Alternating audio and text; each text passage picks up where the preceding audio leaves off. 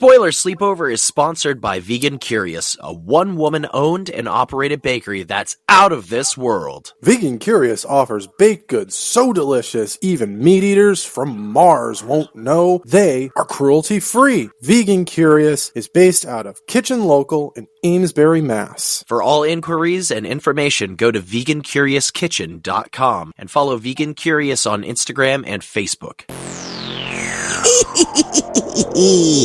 Greetings, ladies, gents, and our non-binary friends. Welcome to Spoiler Sleepover, part of the Nerdcat Network. Join your hosts, Jason, Michael, and Rob, as they bring you on a slash-tastic adventure through cinema. Now, enjoy the show. It will be a real scream of a time.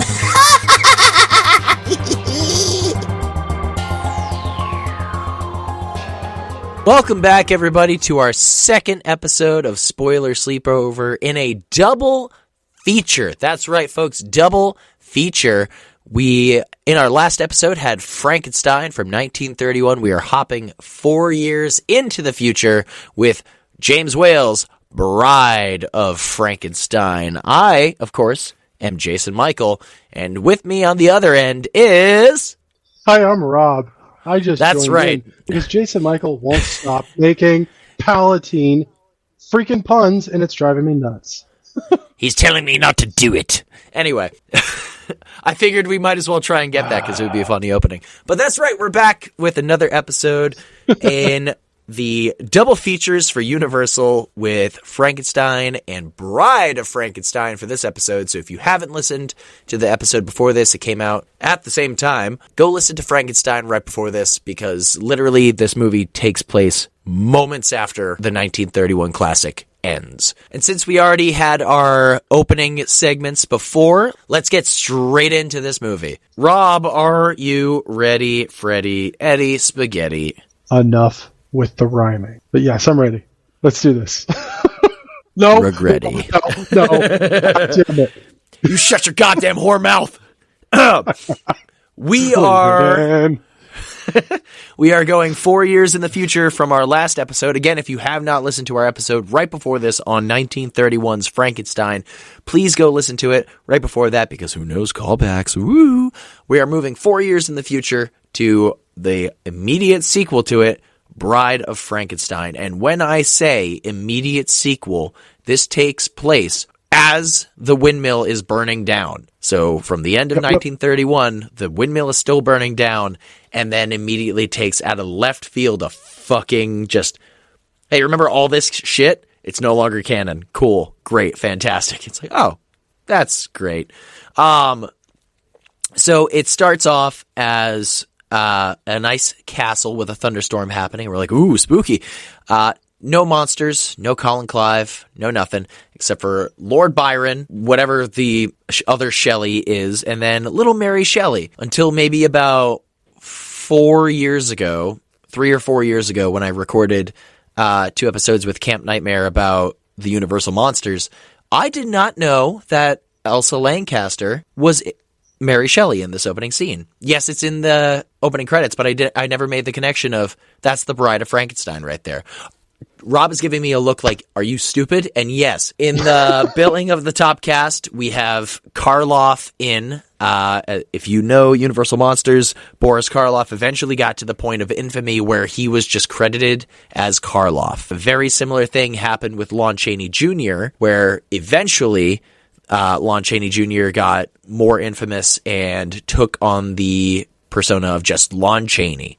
And it helped not only to draw more audiences to it because everybody loved his father in those movies. So eventually, when time passed, he became just Lon Chaney. But Karloff has a top build, and it says Elsa Lancaster as Mary Shelley and the monster's mate, ?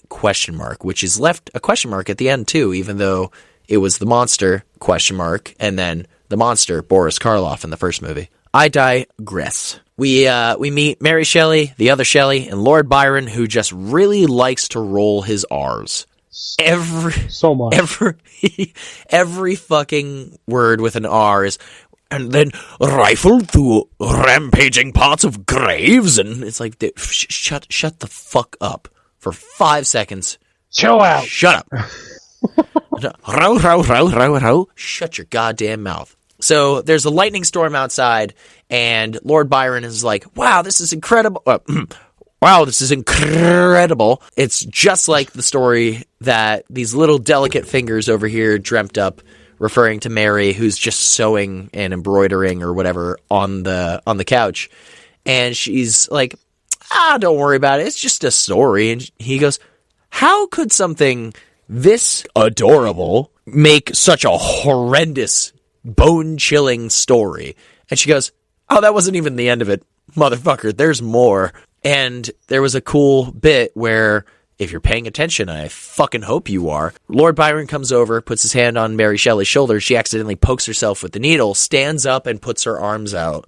And both Shelley and Lord Byron hold her arms, which, if you look at the very end of the movie, is a scene with Colin Clive and Dr. Pretorius and our very wonderful, wonderful, beautiful bride of Frankenstein. She starts spinning us a yarn of the continuation of the story of Frankenstein. The movie starts off again, like we were saying. It is the fire of the windmill just dying down, and it's immediately a lot of the stuff that we saw from the previous movie, like building up to this, because obviously there's not much after the windmill starts burning, except for the fact that, oh, Henry's alive.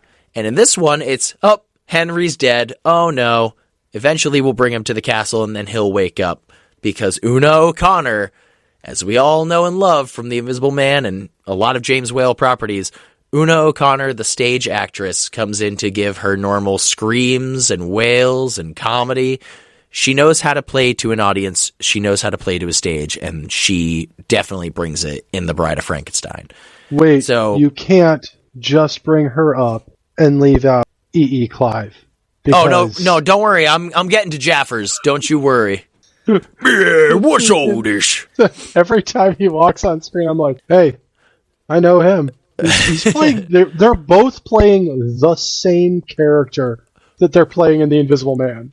So you're not wrong. Una O'Connor's character, we don't know until a little bit later. Her character in this is called Minnie. Minnie, yep. If you watch The Invisible Man, is Jenny Williams, Una O'Connor's character, is her, like, maid assistant, bar assistant, whatever you want to call her. Minnie is the woman who goes, here's the mustard, ma'am, in The Invisible Man. So James Whale really knows how to reduce, reuse, and fucking recycle names here. Jesus Christ. Yeah, well, at least the constable from Invisible Man is the burgermeister this time. Oh my god. Yeah, so again, like we were saying, a bunch of cannon thrown out the window. One of the first things, Henry Frankenstein, dead. Quote unquote. It does not play out nearly as happy-go-lucky ending as Frankenstein from 1931 does. Second, the Burgermeister, or the Burgermaster, master of all burgers, is not the same guy as you saw in 31. It's E. Clive. It is fucking... it's Jaffers. Way better. Way better. Yeah. Way better. Oh, God, yeah. Because he comes on and you just go, yeah, what's all this? Or you want him to, at least. But he comes up and basically starts going, like, fire's dying down. Everybody go home. There's nothing to see here. Don't worry about it. Una O'Connor screaming like, yes, burn, burn, like everything is doing. So she wants to see the monster die, and she's giving it her Una O'Connor best. And we see another flare of fire, and she goes, oh, he's still alive. It's the last breath. Ah! Jaffers is like, all right, cool, go home. There's nothing to see here. Go on. And they have a little back and forth of just oh, pleasant dreams yourself. And it's just like, guys, we are 5 seconds into the end of a tragedy of a movie. Give it a second. Which, speaking of tragedy, we see Ludwig, who also was recast. Maria's father is back with his wife, which we never saw in the first one, and he's staring intently at the fire like, I've got to know that the monster's dead. And the wife's going, it's not going to bring our Maria back, just come on, let's go home. Fun fact, his name in this is now Hans. It was Ludwig in the first movie, and now it's Hans. Yep. So all sorts of shit thrown out the window. Unless Ludwig was their last name. You know? That's a Hans? thought I never had. Hans Ludwig. Let's just go with that. So, I helped. I made it better. You're welcome. thanks, Shake and Bake. Before we get to that, you've heard of Mushroom Head, right? Have I? First of all, love the band. Second of all, side tangent, I lived in San Antonio for quite a few years. I was the head chef and general manager of a gourmet pizza place. Sachi knows this place very well, so shout out to you, bud. I got out of work one night, went to a little bar right across the road, sat down. It was pretty empty. There was a few people in there having a conversation. I knew the bartender. I sat down, chatting with the bartender, having a few drinks. I overheard this table of guys having a conversation about who the best bassist in music was. And a few of the guys kept agreeing that Les Claypool of Primus was the best bassist to ever exist. So I stood up half in the bag and walked over and I was like, I have to agree with you. Can I join this conversation? They said, absolutely. And I sat down and had too many drinks and smoked a little stuff with these guys. And they were like, you're really cool. You seem like you like some good music. And I said, thank you very much. And then they were like, were you at the concert tonight? And I said, what concert? But no, I was working. And they were like, oh, the concert that was over at the music hall. And I said, oh, Mushroom Head? No, I wasn't able to go because I was working. And they were like, oh, that's too bad. Yeah, we didn't see you in the crowd. I sat down and had a lot of drinks with Mushroom Head. Fuck yeah. So that was my side tangent. I have not only do I know and enjoy Mushroom Head, I have drinks with them, and I won't disclose too much information, but I may or may not have one and or all of their phone numbers still. That's sick. Whether or not they're still the same, though. Yeah, I haven't heard from them in about 3 years now, but yeah, they were texting me for years. I randomly get like a Happy Christmas text from them, or like Happy Halloween was normally what I'd get. But yeah, they'd let me know when they were in the area, and yeah. So yes, but why'd you bring up Mushroom Head? Oh, Hans, that's right. Jesus. I was like, what did I bring up Mushroom Head? It's going to be a lot shorter than that and going to be throwaway at this point. When we went to go see Mayhem Fest in 2014, me and my brother, we saw one of the side stage acts, which not only had Ice-T's band Body Count, which was fucking sick. Yeah, that's dope. But also had Mushroom Head, and I never heard of them before that. I was like, it's like a mini Slipknot, mini Gwar kind of thing. And I don't remember which one of the front men it was, but it was the guy with the hands for like a face. Yeah. So Doug and I just kept referring to him as Hans. See, Hans. That's it. Perfect. No, it's great. Leave it all in. I loved it all. It's fantastic. Jesus. So Hans is like, I gotta see that the monster's dead. And Hans falls into the wreckage, and immediately we see the burned, scarred, now version of the Frankenstein monster, which honestly, I feel like is a bit more infamous than the first look of the monster. Like, yeah. I feel like Jack Pierce really outdid himself with just slight changes to the makeup. The monster looks a bit more slender and gaunt, or jaunt. Again, I'm having the same kind of conversation with myself as I did with Christine talking about the Devil Made Me Do It and the villain in that. Gross. Can't remember if it's jaunt or gaunt. Either way, Jack Pierce did a tremendous job with this makeup, not only for the monster, but also for the bride when we get there. So the monster comes out, he's burnt, he's scarred, he's been in a windmill fire and fell down into this cavern, which is like water and everything. Kind of reminds me of when we meet the Frankenstein monster officially in Van Helsing. It's in this underwater segment, or like partially underwater segment. It's pretty cool. But the monster comes out and attacks Hans, and we get a shot of an owl that's looking on like, oh, what the fuck? Like his eyes grow wide, just in shock of what he's seeing. And Hans's wife passed out up top because, oh my God, my husband just fell in. So she wakes up, hears the climbing, and grabs the hand and pulls it up. It's the monster. It's not Hans. The monster climbed up. And she, of course, gets strangled and thrown down in there.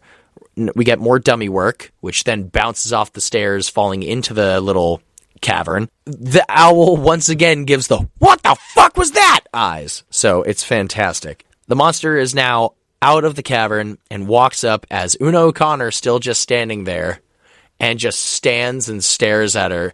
She turns around. I'm not going to try it, but if you've seen The Invisible Man or if you've seen this movie, you know exactly the noise she makes and the face she makes of, again, playing to the crowd. But she takes off, turns around occasionally to scream again and then take off. And Karloff's just like, the fuck was that? Jesus Christ. So she starts running. I gotta pause you for a quick second though. So you and I had a discussion after we saw Bride in theaters. Yep. But we've also brought it up here on the podcast of how to a point The Bride is a comedy. Correct. But I really want to point out the fact that the monster didn't know what he was doing. He killed Maria unintentionally in Frankenstein, and then proceeds to intentionally kill her father the same way she died, and then turns around and kills her mother. Like, homeboy in a day took out a family.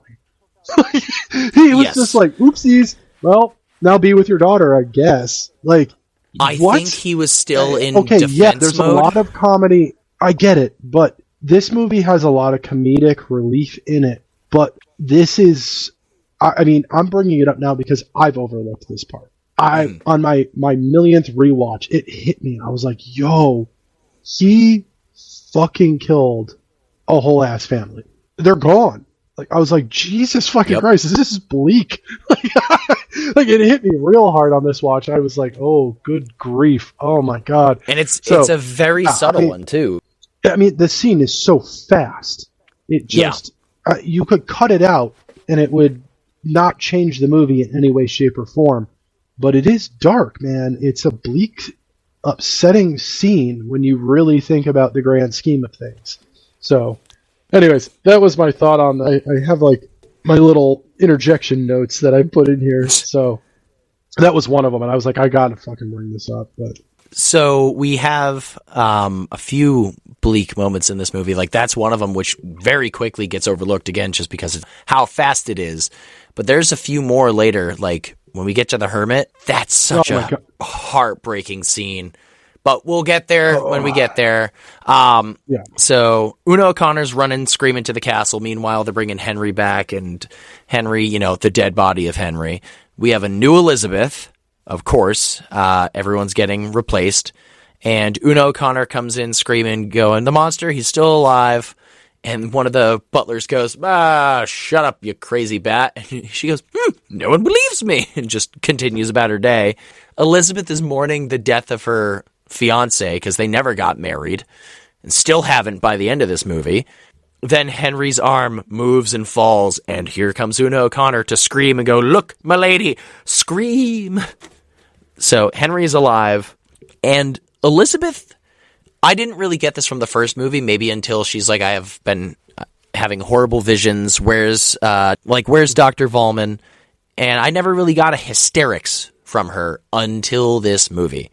I think everybody's character, for the most part, is supposed to be turned up to 11, because Elizabeth is just very, laugh crying, which understandably, you just thought your husband or your fiance was dead.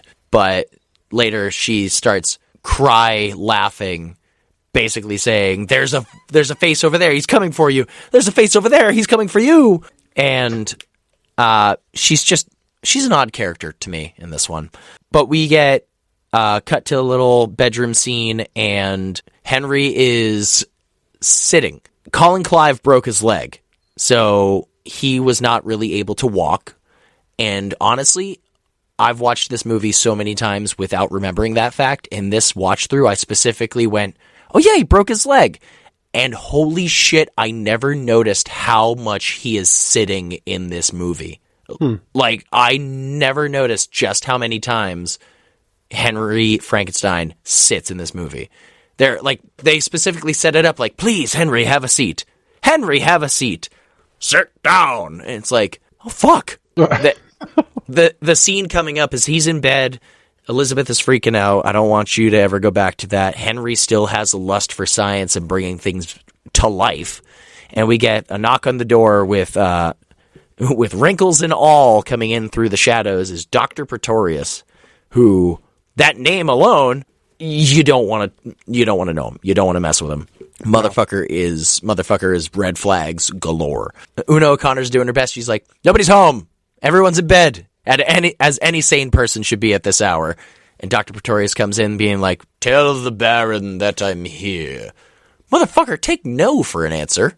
So Una O'Connor, again, playing to the crowd, just keeps walking up, turning around, freaking out. What'd you say the name was? Pretorius. Dr. Pretorius. Never heard such a name before. Okay, Una, we get it. So she shows up, knock on the door. Elizabeth's still freaking out, and they go, who is it? And opens up and goes, it's Pretorius, sir. And Henry tells them to go away. And then Elizabeth goes, who's that? It's just like Dracula of them announcing Count Dracula. It's Dr. Pretorius to an immediate call and response of who is it? Timing? Love that. Honestly, I love that little cliche of who is it? Other character comes in just to announce them. It's like, oh, it's this person. Oh, that's who we need to worry about. Got it. We meet Dr. Pretorius, comes in, tells Henry that he needs to talk to him alone. And Elizabeth, who they're just trying to get married and leave, and her husband's alive. This is all the same fucking day and night, too, as the windmill burning down. Yeah. Him getting ragdolled off the top of a windmill. Pretorius starts being like, you need to do these experiments again. You need to continue it. Henry goes, no, I won't do it. Throws the blankets off himself, stands up, walks over to a chair, sits down again, and goes, I won't do it. I don't want to do it. Nearly killed me last time. And Pretorius somehow convinces him, basically blackmailed them to work together. It's saying like, oh, well, I mean, all of your science, well, now I know your secrets, so we could tell everybody that you're the reason for the monster killing all the people, and just saying. So Pretorius somehow gets Henry to go to his lab with him, which he stands up, sits down in a carriage, and then walks up the steps. There's a few scenes with steps in this movie when Colin Clive is not sitting down, but he is walking. And when he has to walk upstairs, you can see the man is in pain. You could see the limp, and he's just like... I mean, it plays into the character. Homeboy just got thrown off of a fucking windmill. Maybe that was him, and that's how he broke his leg. Broken for 4 years. He was real limp. Yeah. Pretorius brings Henry struggle bussing up the stairs, has him sit down again, and he's like, hey man, let's toast to our new partnership. Goes and gets gin, and it's the most fucking airplane, I picked the wrong day to quit drinking, sniffing glue, stop smoking fucking shit I've ever seen. It's gin?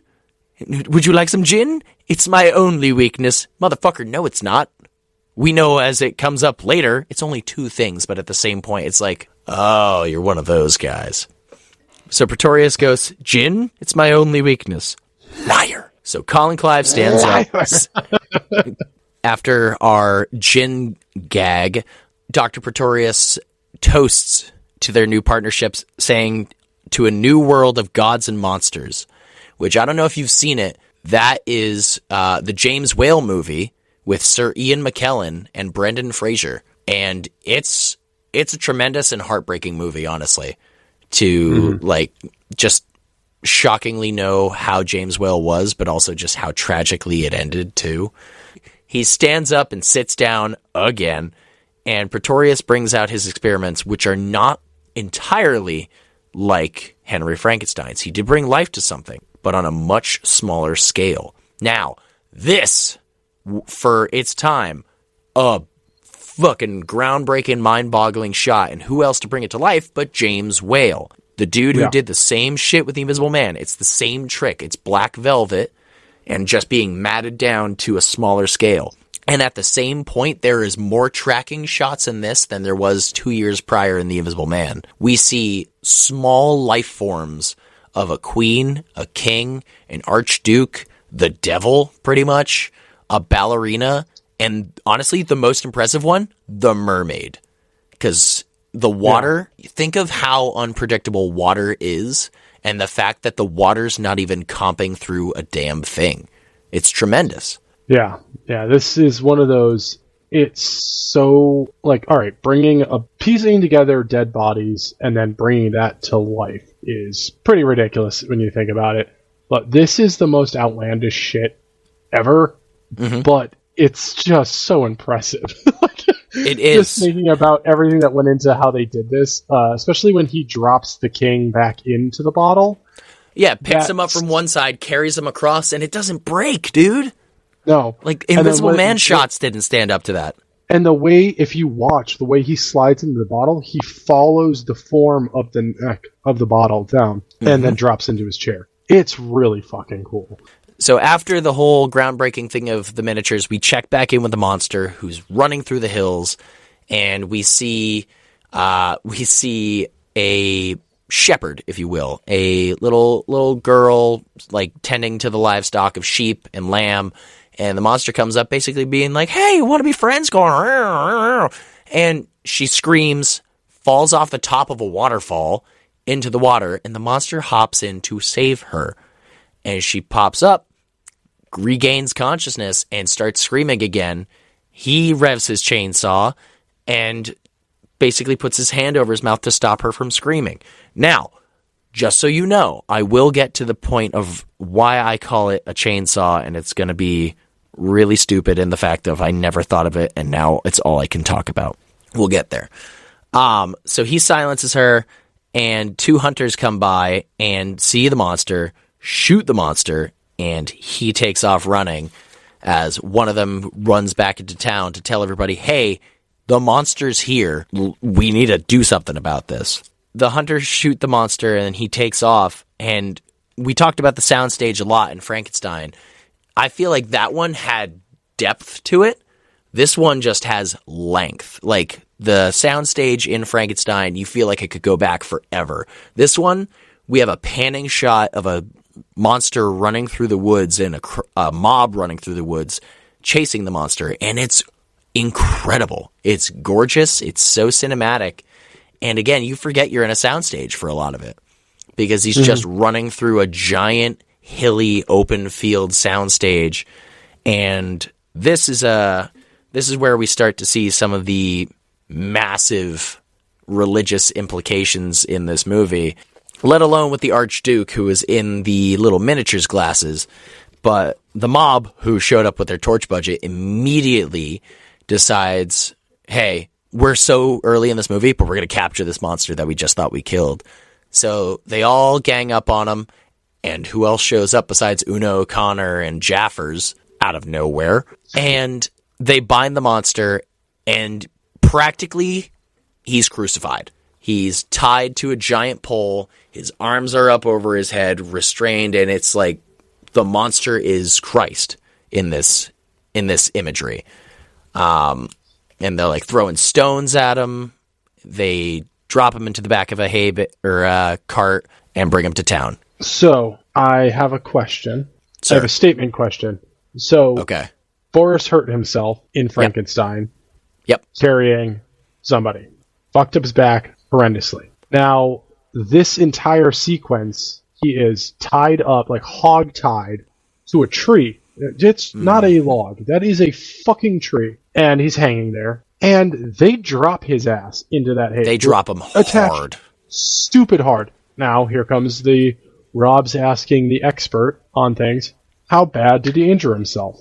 Honestly, I can't recall hearing anything about injuries on this set, especially with that, which I am utterly shocked at. Yeah, because there's a lot of physicality, especially in the monster's role this time around. Yeah, the whole time. I mean, it probably didn't help him. I'm like, dude, it probably just exasperated the issues. But I was, every time I see it, when they drop him, I'm like, God damn, that's gotta hurt.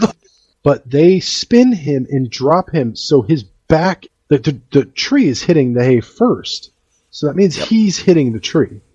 And let alone his back, but possibly his head bouncing off the thing. Yeah. His hands aren't tied behind his head, so he can like possibly stop himself, which would fuck up his knuckles alone. Yeah. It's rough. I mean, and the other way around is if they dropped him face first, the freaking log's falling on top of him. Like, it's nuts.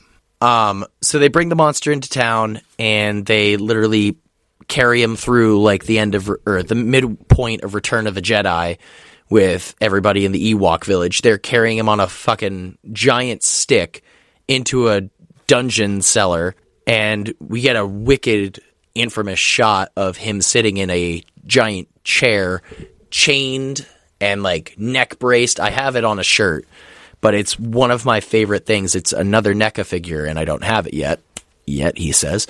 And he's, again, given the just the entire time. This is a more vocal monster, and not just because of the shit that happens at the end. I mean, all the grunts of the monster.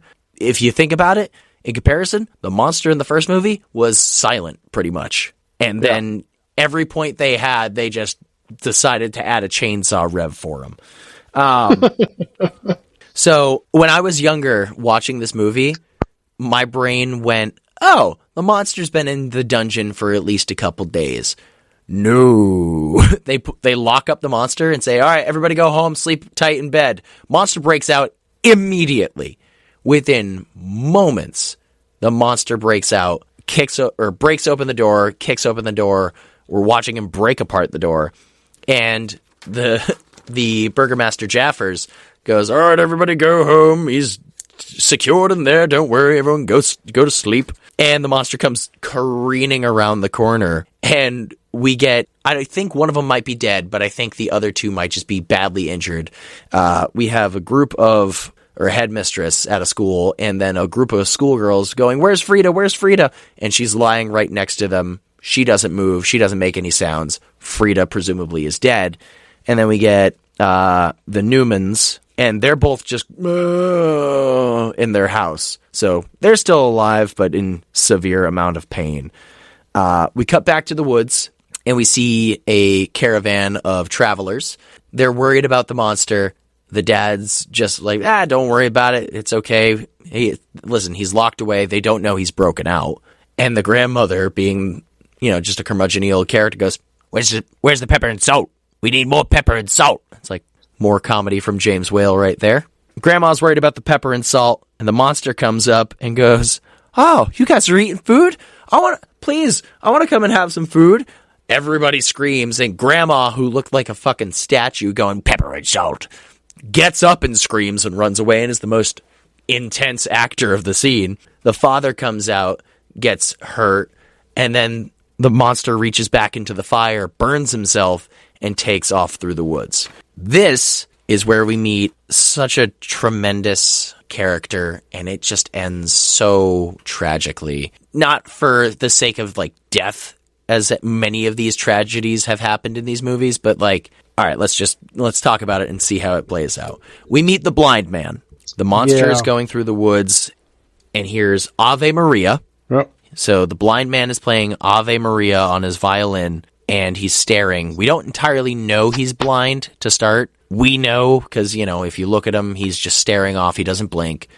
But they fully introduce him as blind in a few moments because the monster comes up. He loves the sound of the music. It's beautiful to him. And he's like, wow. Yep. Shows up outside the house and is whimpering. And the blind man stops and comes outside and looks around going, who's there? The monster hides, doesn't want to be seen anywhere. And then he goes back in, continues playing his music, and the monster opens the door to... Sounds like fucking Toxie, dude. Now when I hear that sound, I go, that's Toxie right there. Do you know if that was a Frankenstein sound? Because it's pretty fucking Frankenstein-y. Yeah, it's actually based specifically off of the noise Toxie makes is actually based specifically off of Frankenstein. Hell yeah.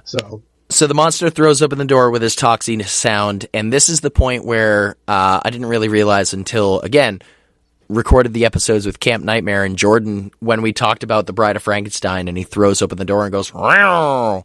Jordan made the joke of the old man just going, "You could come in, whoever you are, but sir, just put down your chainsaw." So now every time I hear the noise, I think of Jordan, I think of the chainsaw joke, so I think of the chainsaw rev. So, Jordan, that's for you, buddy. But it fucking sounds like he's revving a chainsaw, just kicks open, or throws open a door. It's like, oh, fuck, all right, sorry, put it down.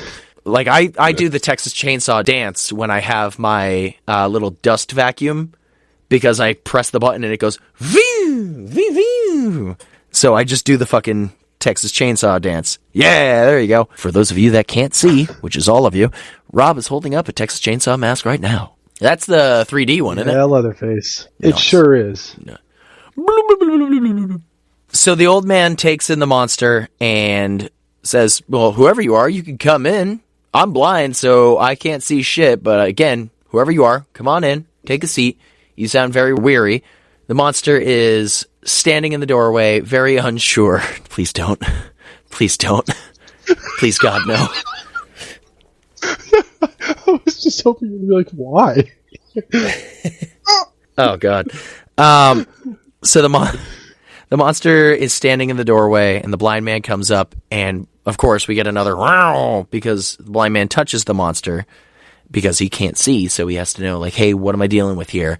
And the monster is bleeding, he's been shot, he's burned, he's scarred, and the blind man immediately picks up on it and goes, "You're hurt, my friend." The old man brings him in and sits him down, and he brings him in, gives him food. The monster's still very unsure, and he gives him some, like, soup or stew that's sitting over the fire, and he drinks it, and the monster's very thankful, like, "Oh, thank you, thank you."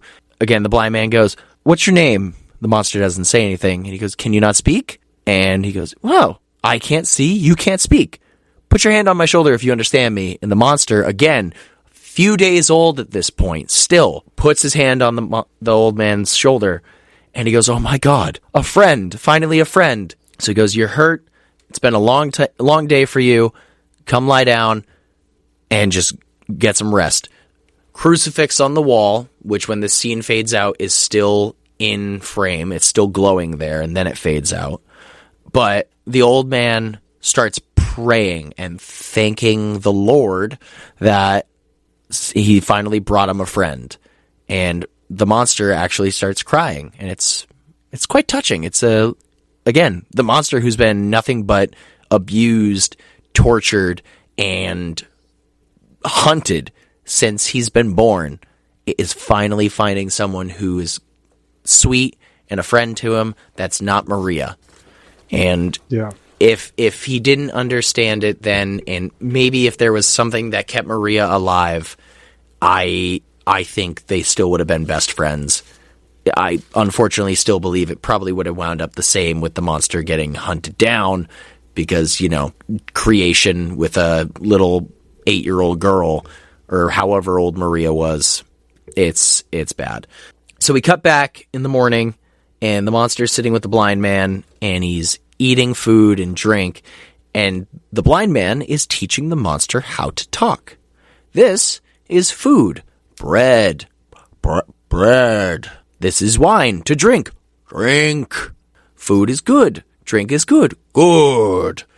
Originally, Boris was very against the monster learning how to talk, but eventually, I mean, honestly, when you think of Frankenstein, again, you think fire bad. You think the monster talking to an extent, but Boris was not about it. But James Whale got his way. So monster learns how to talk, learns food, wood, good, drink, smoke, fire, no good, friend.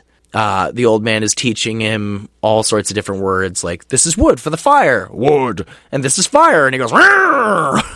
Just, I hate that shit. And he goes, fire. Bad. Yeah, fire, no good, which I was sitting there going, fire bad, and it's fire, no good. It's like, oh. But the monster, he chainsaws once again at the fire, and then he picks up the violin, and he goes, "Oh, music! Good!" So the old man starts playing happy music, and we cut to outside where 2 hunters come up and open the door, and the monster is glaring at them like, "Oh, fuck, dude, no." And the blind man goes, come in, whoever you are, take a seat, take some rest. And like, oh, thank God, finally. They walk in, and we see the two hunters stop and stare at the monster and go, oh my God, it's the monster. The monster stands up, and they take up their gun to shoot. The monster steps forward to try and stop them, and he goes, whoa, whoa, whoa, what do you think you're doing? This is my friend. And one very specific hunter goes, that's the monster. That's who Frankenstein pieced together with dead body parts. Can't you see? And it's a very brief moment of, oh, you're a dick. No, he can't see. You don't know that, but you're a dick. Do you know who that hunter is? No. That's John Carradine, who played Dracula in The House of Dracula and House of Frankenstein. Also, if I remember correctly, is the father of David Carradine from Kill Bill. That's really cool. So, I mean, he goes, it's the line that the hermit says after that kills me every time, because it's not supposed to be a comedic line, but it's hilarious. He's just like, that's the monster, can't you see? And he goes, see? I can't see anything. I'm blind. But it's the way he delivers it, you're like, was that supposed to be a comedic delivery? Because he's just like, see? I can't see anything. I'm blind. Fuck you, man. You're, like, you're insensitive. So good. So this is that tragic scene we were talking about. One of the last like 2 tragic scenes in this movie, possibly 3. One of them is a quick throwaway, but we'll get there. This is where the hunters attack, the monster attacks back, and knocks one of them, I believe it was John Carradine, accidentally knocks over a chair, and it knocks over some brush, which lands in the fire, which immediately goes up, and the hut starts burning down. The hermit is brought out, basically going, what have you done? What have you done? Oh, God, why? And the monster is stuck in there, again, fighting against fire after just being trapped in a fire the other day. And he comes out. This was one of the saddest lines. It's one word, and he comes out going, friend. Like, where is my only friend in this world? I'm blinded with smoke and fire. It's so depressing because the old man finally got a friend, the monster finally got a friend, and immediately ripped apart and separated. So that itself, again, not met with death, but is very tragic, as is. It's sad. So after that, we get more beautiful soundstage shots, and the monster's going through. He's hurt. He's burned. He's been shot. He's kind of had a little night's rest.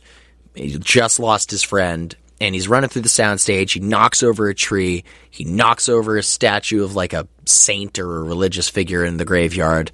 Pissed off like, damn you all. Meanwhile, Christ on a cross right behind it, just dead middle of the background. And more torch budget starts chasing through the woods. He pushes over the statue, which this is really cool. I don't know if this is a real thing in like any graveyards or anything, but it's a statue which underneath leads to a mausoleum and leads to a bunch of other graves. And it's really cool. It used to be a thing. Yeah, it used to be a thing, and it was they would put the heavier statues on there to keep larger vermin out, bears and other forest life that eats on meat. But I mean, they don't really do it anymore because gross. Yeah, clearly also could not keep out the Frankenstein monster. So the monster knocks over the statue and finds his way down into a hole, which I don't know how nobody found it, because it's a giant hole. He doesn't like pick up the statue and put it back over itself. He goes down into the mausoleum and hears voices immediately, which we then see is Dr. Pretorius, a random other dude, and hey-oh, Dwight Fry, who we actually saw earlier when they caught the monster and started crucifying him. He's just standing there and watching, and then he's in the town just watching again. And here's Carl, played by Dwight Fry, the Fritz-esque character, who is helping Pretorius to find new bodies for his nefarious Pretorius deeds. So we find out that they found a 19-year-old 3 months body, and it's of a female, and Pretorius goes, I hope her bones are firm. It's like, motherfucker, what? It's very, yeah, it's very creepy, but it's like, I don't like you. Come again? So they all get to work, they take out the body, they set up some form of, like, operating-esque thing in a mausoleum in the middle of the night, and then Pretorius sends Carl and the other guy on their way, and they come outside, and Carl goes, what do you say after this we turn ourselves in and let him hang us? He goes, I'm with you. They walk away, and Dwight Fry goes, this is no life for murderers. Like, what else are you fucking doing with your time, dude? Yeah, seriously. So Pretorius is laughing over the body and the bones, you know, the firm bones, sitting there with wine and cigars, and the monster walks up, somehow undetected for the most part, and goes, smoke? And the Pretorius goes, oh, I thought I was alone. Would you have a cigar? They're my only weakness. Picked the wrong day to stop sniffing glue. And the monster starts to smoke, has a drink, and looks at the bones and goes, you make man like me? Because he heard that Frankenstein pieced him together with dead body parts. This is probably the first time you actually went, oh shit, that's what I am? Because it's a quick cut back in the hut to his face where he just goes, really? Oh, fuck. So he goes, no, not man, woman, friend for you. And he goes, friend, woman, wife. And he starts immediately going, oh my God, this is going to be perfect. So Pretorius goes, good. You know who you are, right? He goes, Frankenstein make me from dead. I love dead. Hate living.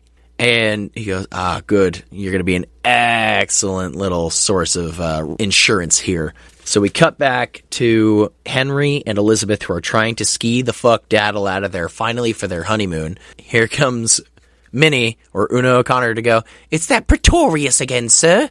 It's like, tell him to go away. And she goes, I will. Turns tail and walks out one door. In through the other door comes Pretorius, like, surprise. And just goes, Henry, you remember our part of the deal, right? And he goes, I want nothing to do with this. I've changed my mind. I want nothing to do with this. Pretorius goes, I thought you'd feel that way. I've got myself a little bit of insurance. And Henry goes, I don't care, whatever it is. It doesn't matter. It's not going to change my mind. He opens up the door, and there is the Frankenstein monster, who walks in, and it's pretty creepy hearing him say, Frankenstein. And just watching Henry's face drop and go, He goes, yes, there's been a little bit of development since you've last met. He walks in, tells him to sit down. So what does Colin Clive do in this movie besides sit down? And he tells him, I'm not gonna discuss shit about this until he goes away. So Pretorius sends him out, but before he closes the door, and the monster goes, you must do it. And he goes, no, I won't. And he goes, Rawr, revs his chainsaw once more. But he looks at the monster and goes, now. Pretorius goes back in to try and convince Henry. And in the meantime, the monster goes over to Elizabeth's room, who Una O'Connor's like, I don't like leaving you alone by yourself, milady. And she goes, don't worry about it, I'll be fine. In comes the monster to steal her, and Una O'Connor comes back screaming, going, oh my God, she's been taken, blah, blah, blah. Pretorius drops a plate and commands the whole room, going, if you value your missus's life, you will come with me right now and do these experiments, and she will be returned to you, no harm done. And it's like, fuck, I don't have a choice, dude. I don't have a goddamn choice. And in a very quick throwaway scene, but I suppose it's nice to have, but honestly, I forgot that it was even in the movie until I watched it again last night. The monster brings Elizabeth into, like, this random cave, drops her on a pile of hay, she's screaming, and he goes, Rawr, and then it cuts away. Like, okay, great. So they return. It's Carl, the other dude, Pretorius, and Henry, and they return to the tower, which the original experiments were performed, and it makes it look like an entirely different building because it's a dolly shot where it gives the whole tower like a 3D look. It pans over, and instead of just like a pan. It's moving on a track, and we see a different angle of the stairs, and we can see a different angle going up the stairs. So we actually don't feel like, oh, it's just stairs that go off into oblivion, and eventually we'll get to an operating room. They go upstairs, they start getting everything done, and this is where, again, I start to blend the two movies together with music and such. Everybody's getting ready. Pretorius and Carl are like moving sheets off the body, and Henry has a heart, and it's beating very irregular. So he's like, this one's weird. It's strong, but it's like very strange. Let me up the voltage, and it beats stronger and stronger, and then just dies.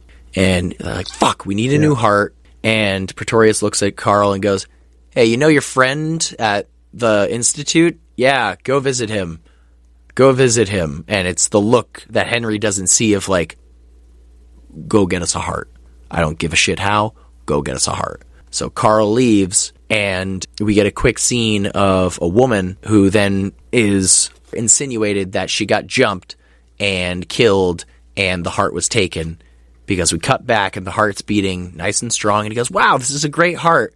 And Carl goes, it's very fresh. And Pretorius looks at him like, shut the fuck up. And Henry goes, where'd you get this heart? And he goes, don't worry about it. Everything's okay. Don't worry about the heart. You just keep working on it. And he had Dracula help him, because clearly that's what Dracula pretty much did. Just jumped random ass people when he got to a whole new country. Yeah. So Henry then is like all sorts of distressed and tired, so he starts to like take a little rest at the operating table.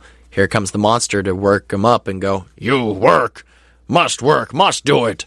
And he goes, I won't do shit until he's gone. Get him out of here. Here we go again.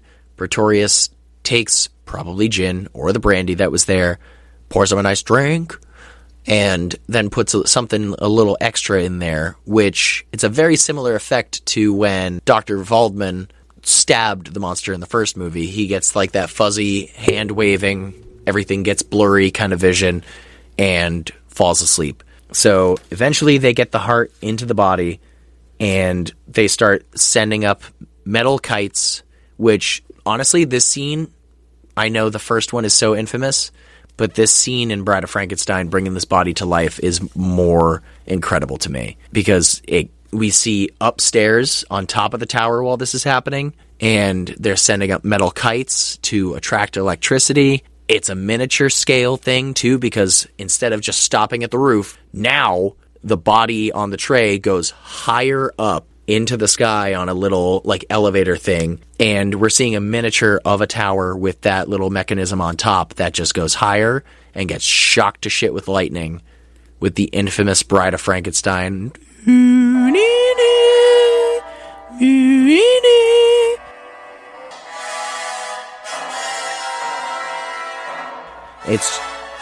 It's fantastic.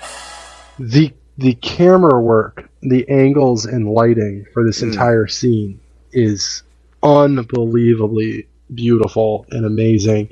Oh yeah. And I mean, certain angles have been used and are still used to this day in horror. One of the more like the infamous like lower angle with the lighting to bring all the shadows in and everything. Yeah. Oh. Those specific angles Alfred Hitchcock utilized constantly throughout his directing career. It's all Bride infused. Yeah. Not to mention, we're at the end of the movie at this point, and this one single sequence is long as fuck. Like it's a long ass sequence, and it is worth it because it is just gorgeous and is easily one of my favorite scenes in the movie just because of how beautifully well shot it was. It's long in the sense of just bringing the body to life, but at the same point, there's several things that are happening. Henry goes up there to help put the kites out, which also they go, all right, Carl, get the kites going. And Carl looks up and goes, the kites, get them ready. Like in the same volume he was talking to Henry in the same room. And then he starts running up the stairs, and that's when he screams to the other man. It's like, well, obviously he didn't hear you when you first talked to him, the kites. get the kites ready. I think I told you about the Bowery Boys in Ghost on the Loose with Bela Lugosi, where I think it's Sunshine Sammy goes, "Hey, mister, you dropped your flowers." It's basically just that scene of just, all right, cool, you didn't give a shit. But also at the same point, it wouldn't be a Universal movie with Dwight Fry if Dwight Fry didn't fucking die. He gets... the monster shows up and throws a dummy of Dwight Fry off the top of the tower. I mean, in 1933, 2 years prior to this, he lived when he was a throwaway, uncredited reporter in The Invisible Man. But Dwight Fry chucked off the top of the tower. Down comes the table, again with the wonderful music. Like, this score is incredible. Have you ever seen Small Soldiers? Yeah. It's in that scene. Oh my God, such a great movie. They start unclipping everything, and that's when they hear a whimper. They go, oh my God, okay. And we unfortunately don't get nearly as legendary of a delivery, but Colin Clive goes, "She's alive! Alive!" They unclip everything, and they pull off the bandages from the eyes, and we just see the bride's eyes, and they turn the table up, and her arms come up, and then she passes out from exhaustion. And they start unwrapping to where we finally see an absolute icon. It's such a fucking shame that she is only in this movie for like 3 minutes. But the fact of she is this recognizable, this memorable, this iconic. We see Elsa Lanchester finally, as Dr. Pretorius puts it, the Bride of Frankenstein. And church bells with the music. So ridiculous. Man. It's so incredible. Nobody can see what's been happening during this recording, but for the about half of the recording, I've been teasing Jason Michael with a rubber chicken. Now, he doesn't really mind. I've been doing it for a reason. Once the Bride of Frankenstein is on screen, once I mention this, you'll never unsee it. The way she looks around... No, I know exactly. Yep. She moves around very like sporadic. A chicken. Mm-hmm. Mm-hmm. But, and like, holy she doesn't shit, sound dude. anything like... but it's close. Yeah. So... You're not I got wrong. a rubber chicken to the episode, bitch. Unless I cut it. Just that one specific scene. Leave everything else in except for that one chicken squeak. So yeah, you're correct. The bride just is looking around like more frantic. And part of me thinks, was the monster maybe doing this the first couple days he was alive before we saw him? Maybe. But she is like brand new to the world within minutes. And she's taking in everything. She's looking around. The wig is iconic and incredible. Also, for years, thought that this was just a wig. Turns out it was actually Elsa's hair combed over a wire net. And again, I'm bringing Jordan back into this. He went to the museum, and I think it's in New York where this is, saw the Elsa Lanchester bride wig. It's red. I now know that, but for years did not. Oh yeah, it's red. It's red as shit, dude. It's not a black and white wig. It's red and white. Interesting. Mm-hmm. Mm-hmm. It's. I mean, it's definitely on like my bucket list of things to go visit. Like, you know, going to visit Claude Rains and then going across the sea to go visit Boris Karloff, but eventually going a few states up just to go see the Bride of Frankenstein wig. Fuck yeah, dude. All about it. But she's looking around, has no idea what's going on, takes a few steps, and then like falls back to that scene we were talking about at the very beginning. Elsa Lanchester as Mary Shelley puts her arms out to be caught by Lord Byron and the other Shelley, and it's this scene at the end with Henry and Pretorius, and she's captivating in every single way as every time she's on screen. The monster then, of course, shows up with a different dark music tone, which music in this movie, in comparison to the first, music is heavy in this movie. The fight in the beginning with Hans, there's music in that. When Pretorius opens the door to see the monster, There's music in that. There's music in every part of this movie, pretty much, and it's awesome. And it doesn't feel like it's drowning out everything. No, the score's beautiful. There's so much in this that's just gorgeous. But she's alive, and then the monster comes in, goes up behind her, and she turns around and screams because it's terrifying. And there's something very royal and regal about the way she puts her hand out and struts across the room to Henry Frankenstein to basically be like, get me the fuck away from that. Follows her over. She's sitting, and he sits down next to her and like holds her hand and tries to pet it. His makeup, again, Jack Pierce doing the makeup for her and him in this movie, his hand is like melted together from all the fire damage. It's wicked. Brutal. Brutal. So she kind of like gets some noises out, and he looks at her and goes, friend? And she looks back, and you can see his face drop, and she screams and is taken away. But the monster goes, she hate me like others. And this, earlier in the movie, a couple minutes ago, we get, for the time, this was like set in the 1800s, and that's when the telephone became a thing. But Pretorius basically hyped up, you can talk to her from wherever she is on this device. It's like, yeah, it's a fucking telephone, bro. We know that. But again, for the time, it was probably brand new and not like 1935. I mean, like 1800s. I think it was like 1827 or 1812 is when the phone was made. Henry got to talk to Elizabeth, making sure she's okay, that she's alive. And she goes, I'm at, and then gets silenced. Elizabeth shows up at the tower, fucking out of nowhere, I guess. And then Henry goes, get back, as the monster puts his hand over the fail-safe lever, which it's like an OSHA thing from our Child's Play 3 episode with the giant fucking fan. Why this lever is just sitting out in the open, I'll never know. But Elizabeth is like, I won't go without you. And the monster goes, no, you go, you live. So they start taking off, and he turns and looks at Pretorius and goes, you stay. We belong dead.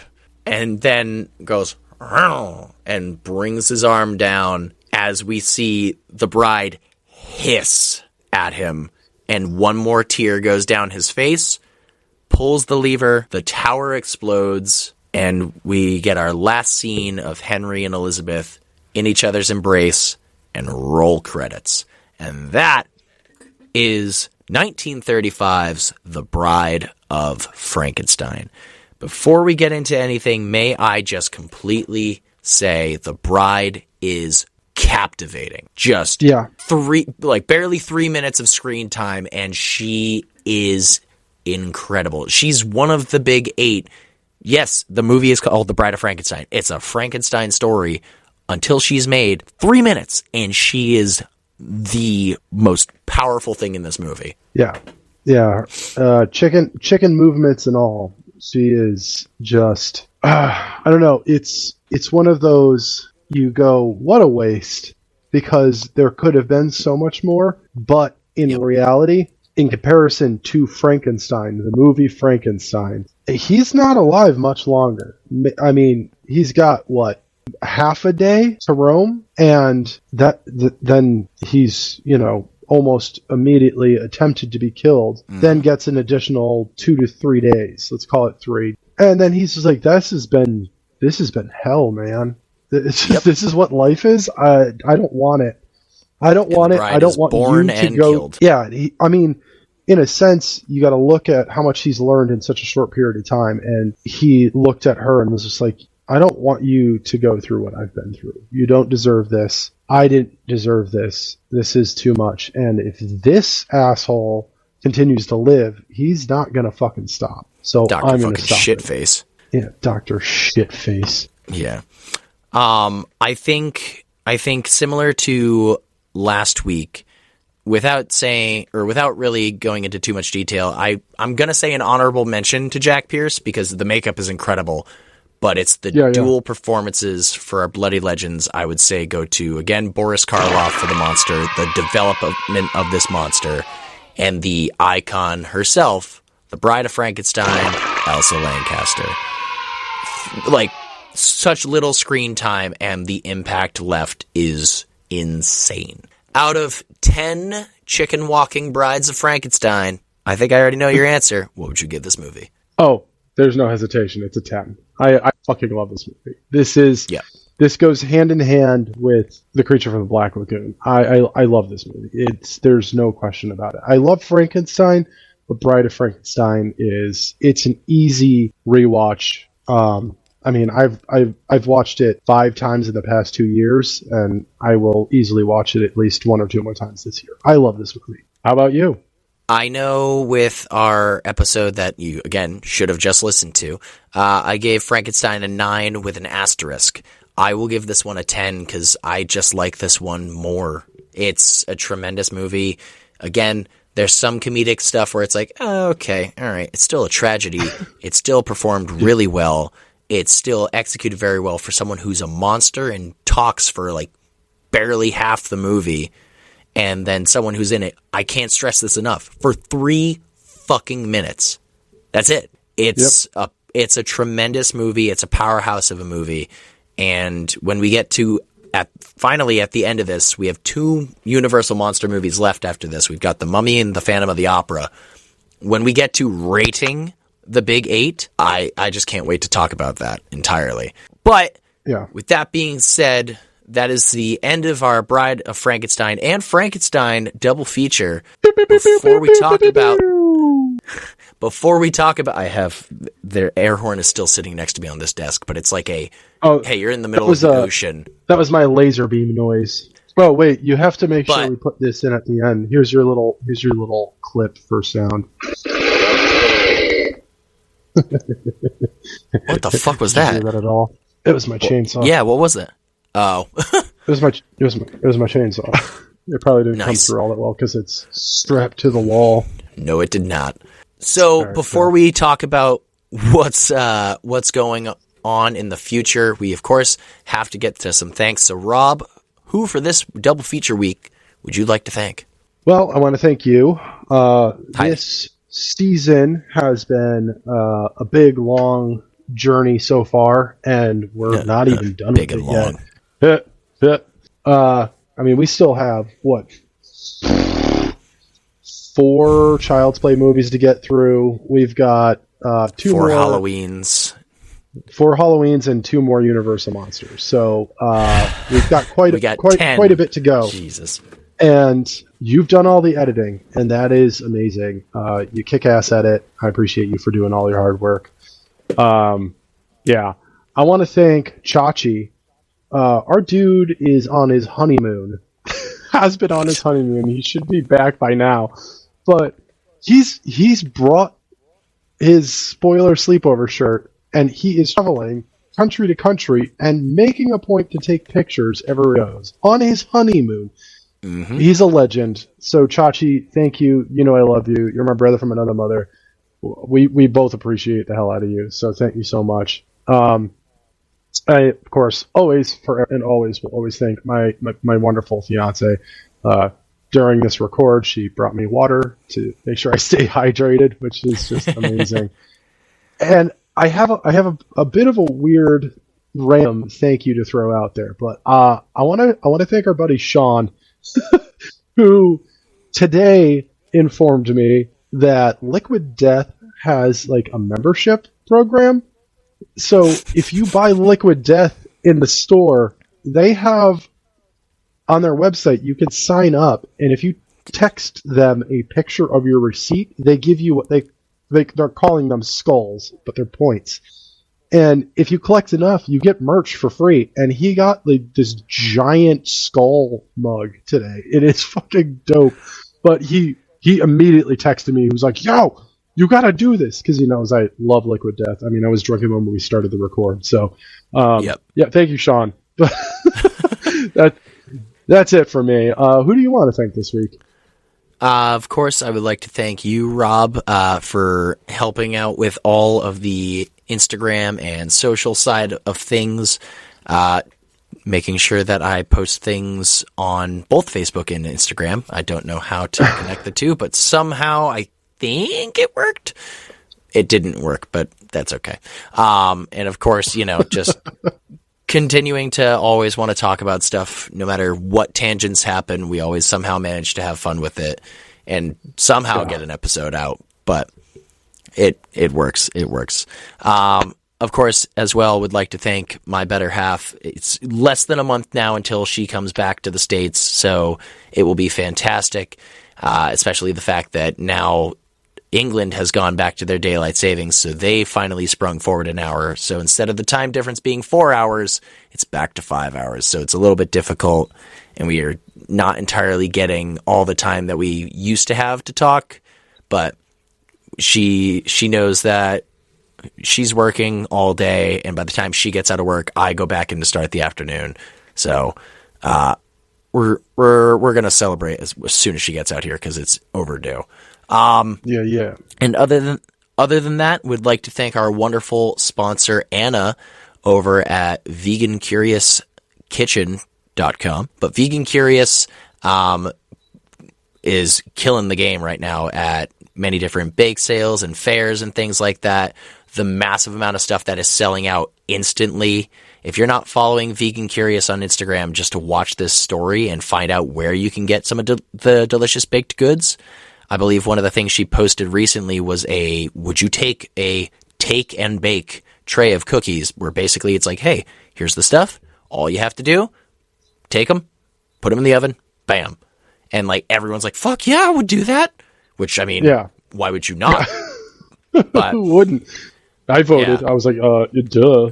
Yeah, that sounds amazing. But Anna's out here still killing the game. And again, if you're not following Vegan Curious and you're not supporting Vegan Curious, how dare you? Go do it right now. I'll wait. We're waiting. Why aren't you doing it? She's also on Facebook. You should go there too. Oh, you don't have Instagram? Too bad. Go to Facebook. You have no excuse. All right, one of you did it. Do it. All right. She's everywhere. She's watching. We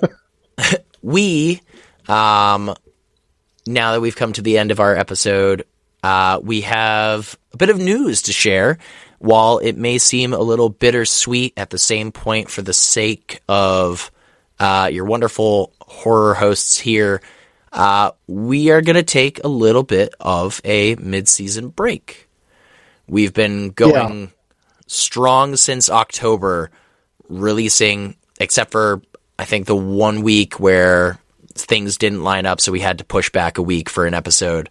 But since October, have coming out with an episode every single weekend, bunch of new stuff, bunch of different stuff, whether it be a live stream or a episode.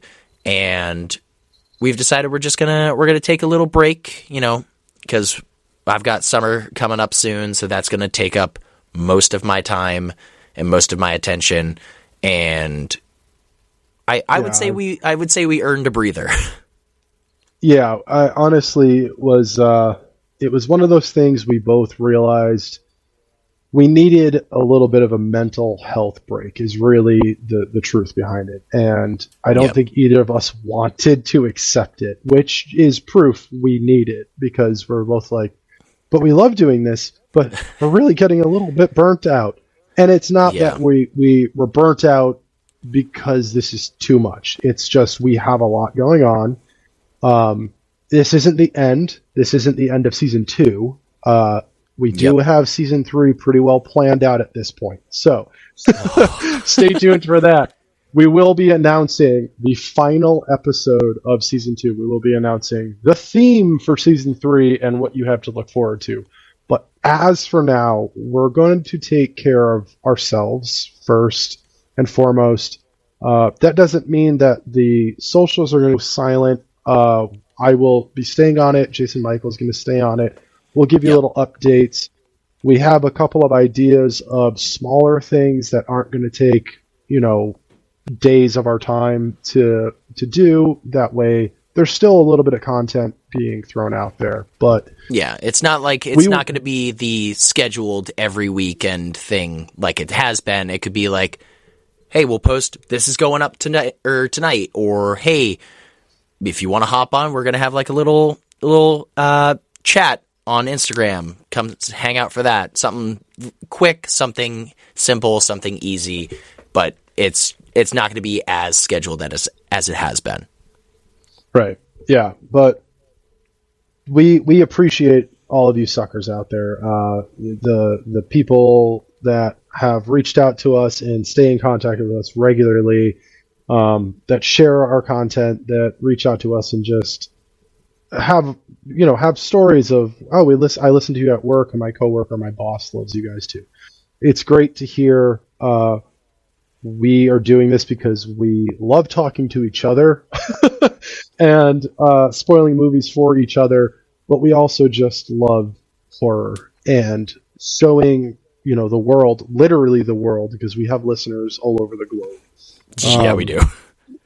Showing them our love for this and hearing their appreciation in return is just why we keep doing this and why we're going to continue doing it. But as for now, we are taking our season mental health break, and we'll be back. You're going to keep hearing from us. So from the bottom of our gooey black hearts, we thank you all so very much, and we love you suckers, and you'll hear from us. Especially you.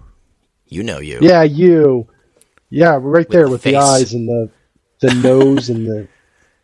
Why do you have 3 ears? It's okay. We love you anyways. Yeah, we don't judge. No. But until next time... Sleep tight, suckers.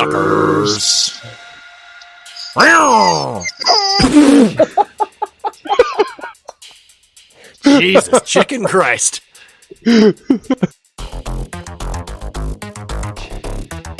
Thank you for listening to this week's episode of Spoiler Sleepover, but the fun doesn't stop there. Go follow us on Instagram and Facebook at Spoiler Sleepover, and be sure to check out our website www.spoilersleepover.com for more. That would be really fantastic of you. So until next time, sleep tight, suckers!